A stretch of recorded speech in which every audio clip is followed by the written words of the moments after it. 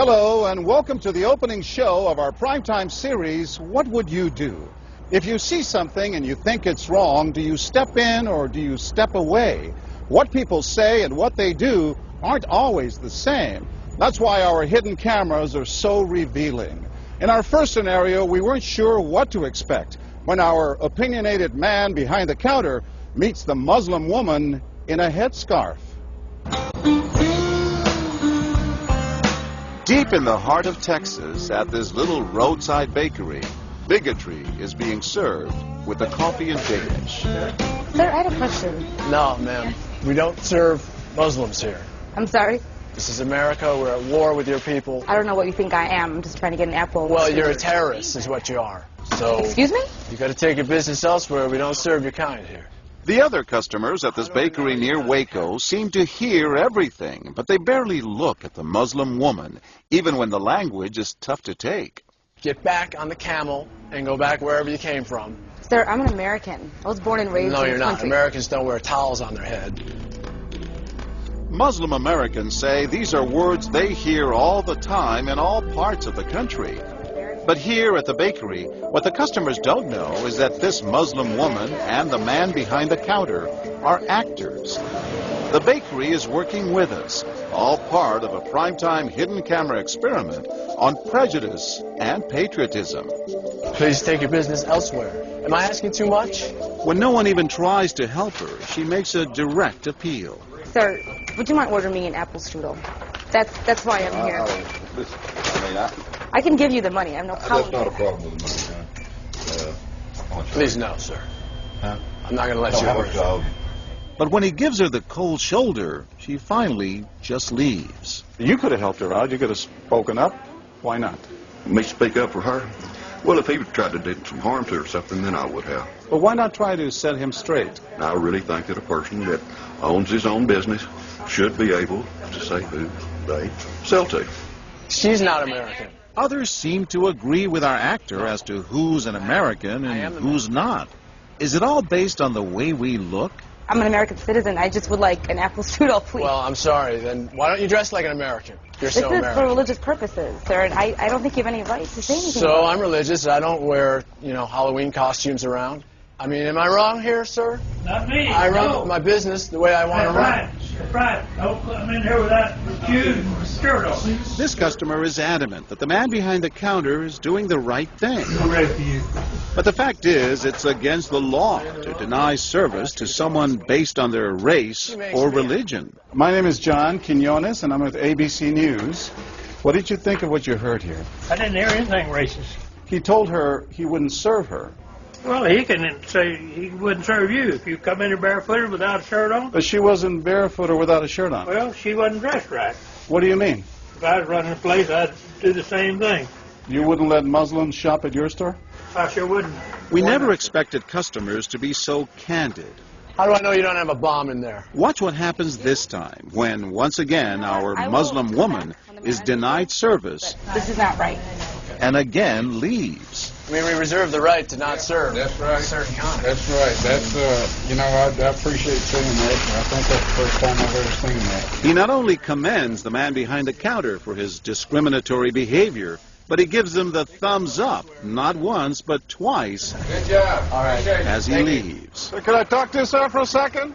But when I approach, Sir, we're with ABC News. there is no thumbs up for me. We staged a little experiment in there to see how people would react to that kind of attitude.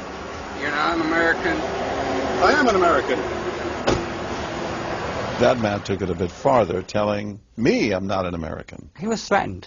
Jack DeVideo is a social psychologist at Yale University. So when we as Americans feel threatened from the outside, we're going to define ourselves in very rigid fashions. Either you're with me, and if you're not really one of me, then you must be somebody else who's against me.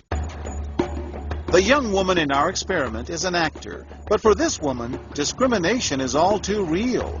Nahaya Javed helped us design our experiment. Although born in Chicago, she says she's constantly characterized by fellow Americans as the enemy. They always start off with, you're a terrorist, Osama lover, towel head, camel jockey, on and on. While attending college in Texas, she says she continually suffered verbal abuse and has even been physically attacked just because she's Muslim. They assume I'm not from here, and if I tell them I'm American, they're like, no, you're not. Just because you were born here doesn't make you American. And I'm like, so what makes you American? It's a daily battle. Mm-hmm. And I don't feel like living in America, I should have to fight this battle. Meanwhile, back at the bakery, our actor is at it again. But how do I know you're not a terrorist? Terrorists look like you. But this time the customers are sympathizing with the Muslim woman. You got a question. Come on. Right, I know, but can you blame me? Yeah, I can't blame you, actually. Why? What's the problem? All right, we'll get out of here. You need to go yourself, actually. What do you need to do? Okay, sir. I'm a good American, all right? We're at war with these people. My dad's a veteran. Go yourself. So is mine. And he's not the only one who walks out in anger. You need to stop segregating against people. It's wrong. Excuse me? She's an American. No, just like you're a bad American. Time and again, people speak out with their pocketbooks. You lost a couple of customers, just so you know. But look what happens when this man threatens to leave. You're not a good American, sir. I believe I am a good American. My son just came back from serving in the Army for over a year in Iraq, and that has nothing to do with her right. I understand that. Thank you, sir. And I hear what you're saying. But I can't believe you would be so discriminatory. I'm deeply offended by that. I'm sorry to offend you, sir, but I've got to live with myself. Seething, the man vows to fight back. I will let people know this. I've stopped here every time I come by this place, and I'll never stop here again. Why did folks get so upset? They saw an injustice. It's justice that binds us together. It's justice that makes us a society. Any threat to that kind of sense of justice and fairness undermines the entire system. You're really not going to serve her because she's wearing? No, I'm not. Perhaps that's why more customers are outraged by our actor's hateful behavior than approve of it. You're not dressed like an American. But no one is more persistent than these two young women who can't believe what they're hearing. Take your jihad, take it back out to the parking lot. Excuse me? I mean, I got to protect my customers, okay? You're really offensive and disgusting. Well, I'm sorry. I'm just trying to protect you here. Thank you. You're don't know sick. what's going on. Like that doesn't mean anything. This is a different How do you know? culture.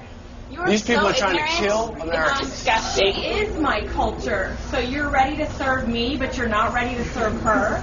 You're obviously dressed like an American. Big deal. She's Muslim. And unlike the others, they don't just leave in anger. They stand their ground. So you're going to regulate what people wear? Yes, because I believe Are you the the degree manager? of... No, I'm not the manager. Can I speak to your manager?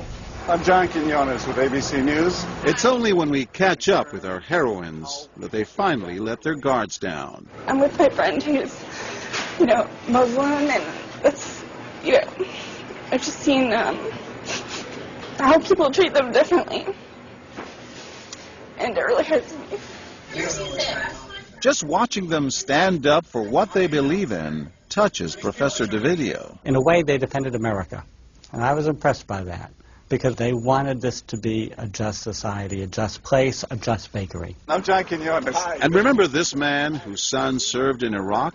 He's also moved to tears. Every person deserves to be treated with respect and dignity. No matter how In they're every dressed. situation, no matter how they're dressed. Never have we seen reactions so polarized, from a thumbs up for prejudice to an emphatic thumbs down. Go yourself. Two different Americas, both convinced they're patriotic. At the end of the day, 13 people stood up for the Muslim woman, while 6 sided with the clerk. But the majority of the bystanders, 22, did or said absolutely nothing.